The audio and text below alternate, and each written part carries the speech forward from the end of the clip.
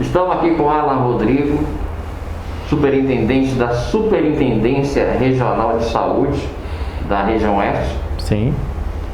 E nós vamos bater um papo sobre a saúde, obviamente, e particularmente sobre essa pandemia, que tem nos deixado assim assustado, com medo. Eu confesso que eu estou com muito medo, né? Tanto Alan, que eu já tive até uns dias que é um piripaque, né? Mas eu tive uma crise assim de ansiedade, precisei ter pessoas, um médico veio aqui, de tanto conviver com isso o tempo todo, noticiando, né? E foi assim, tive febre, né? Toda uma sintomatologia que depois eu fiz os exames, não deu nada, né? Mas o próprio médico descartou na hora que ele fez o escutor, né? Uhum. E o pulmão estava limpinho, estava tudo tranquilo, e falou que realmente era uma crise de ansiedade, no popular, medo mesmo, né? Uhum. Alan, me diz uma coisa, como é que está a situação em Minas Gerais? Vamos partir de um pressuposto que a gente está vendo que a situação não está se agravando em Minas. Sim. No momento que o Brasil, alguns estados do país, desce a curva, Minas sobe, né? Queria que você falasse um pouco disso. Ótimo, obrigado, Geraldo, um abraço para todo mundo, prazer estar aqui hoje. A gente esperou tanto para vir, né? Estava querendo vir, a gente não conseguia encontrar nessa situação. Acho que todo mundo realmente, assim, seu relato, apesar de individual, eu acho que representa um relato de muita gente que está ansiosa, que está apreensiva do futuro, que está com medo, né? A gente tem recebido muitos relatos da rede de saúde mental, da equipe, relatando esse número de ansiedade muito forte da população. De fato, eu acho que ninguém no mundo estava pronto para o que está acontecendo, seja a nível de governo, seja a nível de população e de indivíduo. Mas assim, Minas, de fato, a gente ainda está numa situação muito preocupante, apesar de, como você disse, a gente está tendo uma descida de casos em outros estados, a gente está tendo uma subida aqui. O contraponto é que a gente está se organizado, digamos assim, se organizou melhor mais cedo do que os outros estados. Então, apesar da ascendência, a gente está apreensivo, mas está confiante que o mineiro vai conseguir suportar melhor que São Paulo e outros estados. Então, realmente, a gente ainda está muito preocupado, porque na previsão, a gente tinha uma previsão para o pico ser dia 15, né? Hoje, né? Então, a gente, teoricamente falando, hoje a gente se encontra na data periclitante, digamos, da pandemia no estado. Então, a gente espera observar, assim, a médio prazo, um horizonte curto aí de diminuição de casos e a gente possa falar. Mas a gente está realmente num período de muita preocupação, de muita apreensão, que é o período que mais sobrecarrega a nossa rede. Alan, nós falamos antes de a gente começar essa entrevista, nós estávamos batendo um papo, um make-off, e eu quero recuperar algumas coisas daquilo que nós conversamos, né?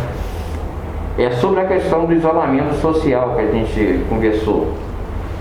Eu acredito, né, que Minas está nessa situação, de certa forma, confortável com relação aos demais estados, mas preocupante com a subida. E essa situação que se deu foi em consequência do isolamento social logo no início. Precoce, sim. Mas esse isolamento social, como não aconteceu nada, não aconteceu o cenário que aconteceu em São Paulo, por exemplo, o cenário que aconteceu em Manaus, deu para as pessoas um falso pensamento de que não chegaria aqui. E está chegando, e as pessoas estão com um baixo isolamento social, sabe, um baixo índice, tá? E querendo efetivamente até criar mais uma flexibilidade, uma flexibilização maior do comércio. Queria que você falasse sobre isso. Sim. Como a gente conversou, a gente fica muito preocupado. De fato, a gente se antecipou no isolamento e teve isso muito precoce, né, desde sempre, como eu te disse, o mineiro, por ter se isolado, feito o isolamento há mais tempo, essa pressão foi antecipada também em Minas. Então a pressão para que a gente tivesse uma reabertura veio também inevitavelmente mais cedo aqui no estado. Então é só importante frisar para a população de que foi feita toda uma organização em cima disso. A gente se organizou assistencialmente, a nível de hospitais, se alinhou a nível de protocolo, para um determinado critério epidemiológico. E esse cenário de isolamento segue esse critério. Então, se a gente não respeitar esse critério, a nossa própria organização que a gente fez para enfrentamento, ela pode colapsar. Porque o que acontece? Com a diminuição do isolamento, as outras causas de comorbidades, como acidentes de trânsito, fraturas e qualquer outras coisas, está sobrecarregando o nosso sistema.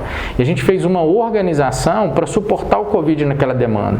Se diminuir o isolamento e aumentar as outras demandas, o sistema vai colapsar inevitavelmente. Então é importante que a população entenda que existe uma organização para isso, né? Então esse isolamento diminuindo, eu acho que é possível falar nisso, desde que a gente tenha um protocolo, o Estado tem um protocolo do Minas Consciente, os municípios têm se interessado, têm procurado saber, a gente já tem 3 municípios que aderiram, que é Araújos, Córrego Danta e Santo Antônio do Monte, Divinópolis está estudando, então a gente espera que os municípios aderam, porque é uma forma de unificar a decisão dos municípios e a gente consiga fazer um isolamento de maneira gradual, racional e em consonância com a organização assistencial que a gente fez na macro, né? Se não for dessa maneira, o risco de colapso é muito grande. Que na realidade é uma diretriz só. Sim, é um protocolo único para a região, se possível para o estado, né?